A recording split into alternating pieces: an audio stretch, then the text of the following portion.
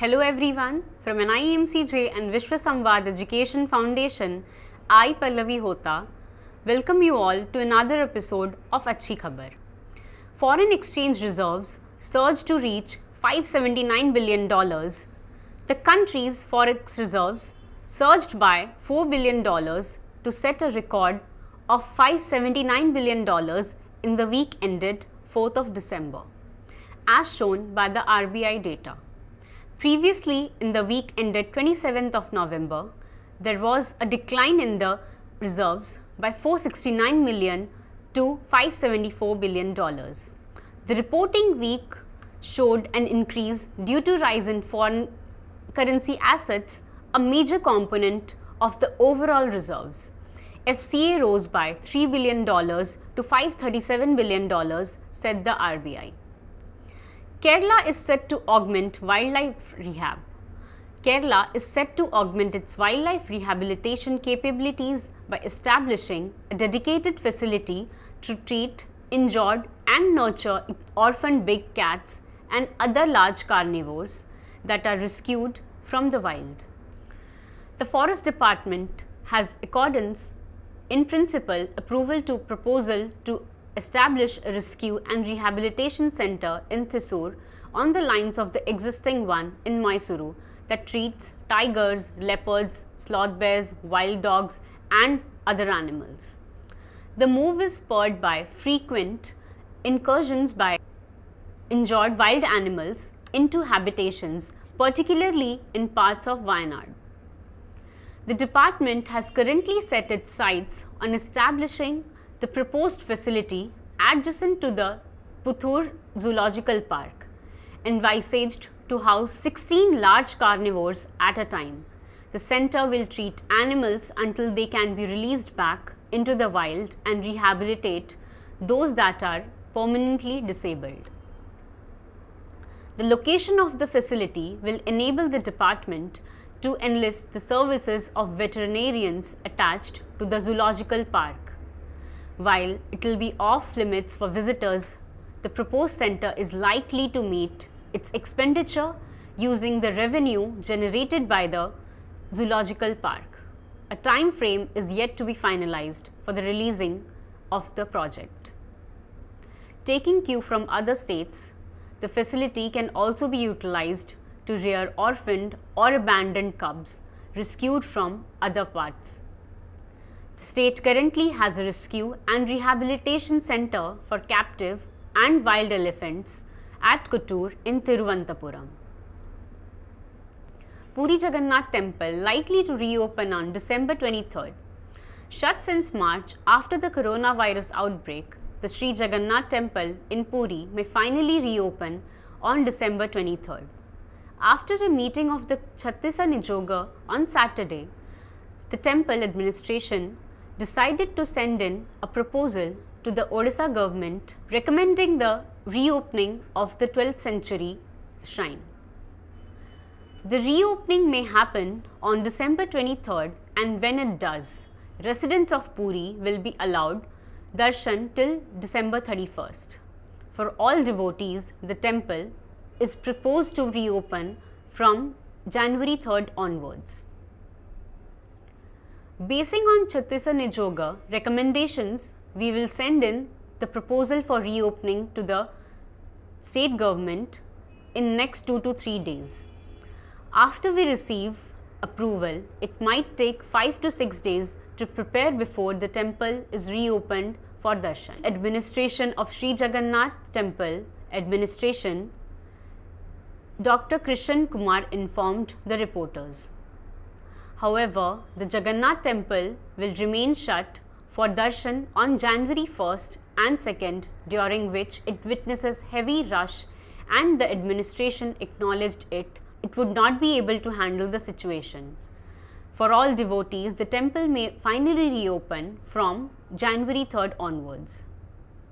The temple administration said it was looking at allowing about 5,000 devotees a day initially for a week. We have to adopt a graded approach before the number of entries is allowed to be raised, the chief administrator said.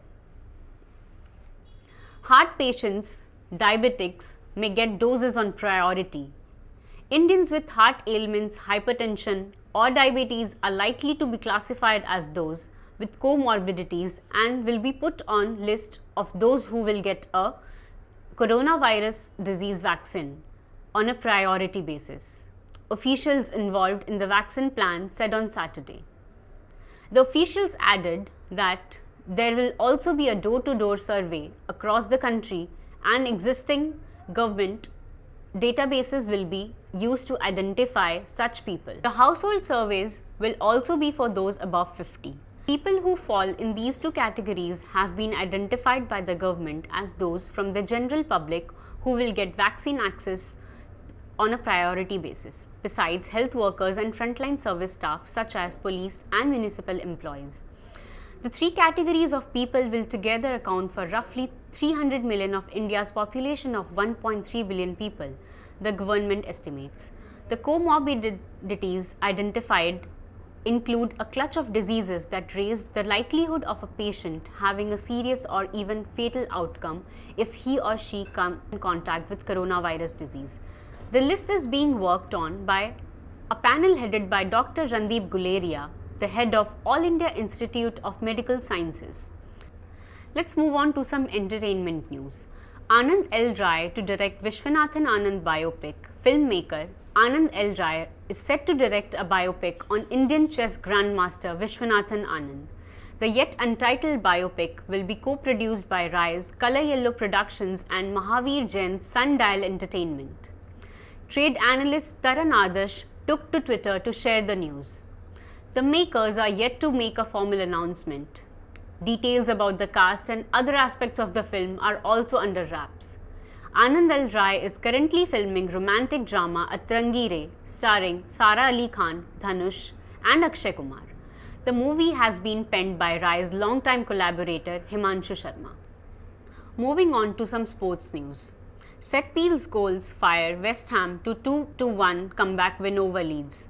Two-headed goals from set pieces by midfielder Thomas Sosek and defender Angelo Ogbonna helped West Ham United fight back from a goal down to beat Leeds United 2-1 in their Premier League clash at Elland Road on Friday.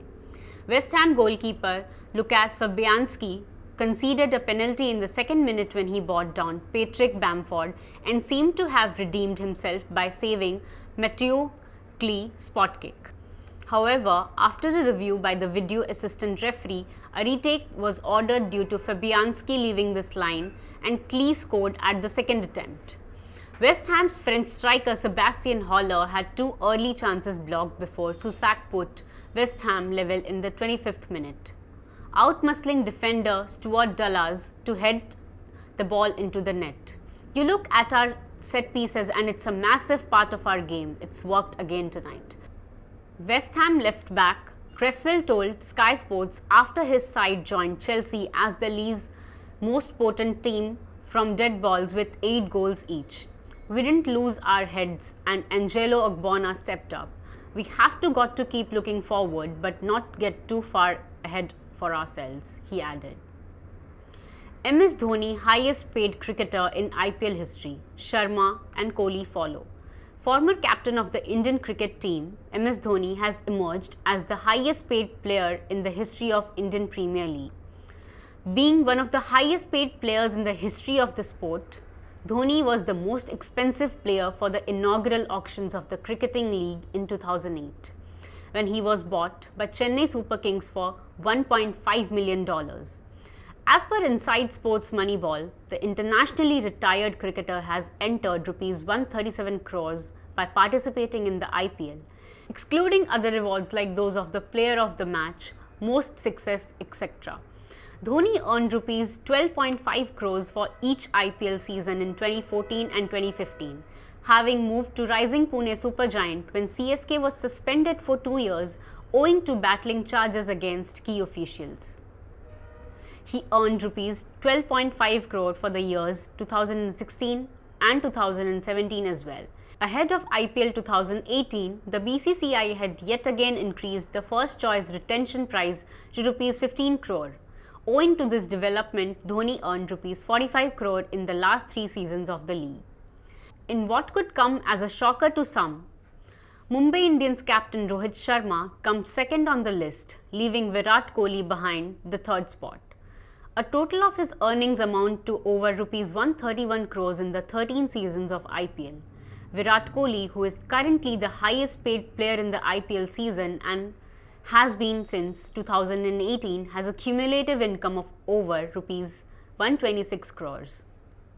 Double delight for Datta and Syed. Ashwin Datta and Amir Syed struck a double each on the penultimate day of the 23rd JK Tyre FMSCI National Racing Championship at the Kari Motor Speedway here.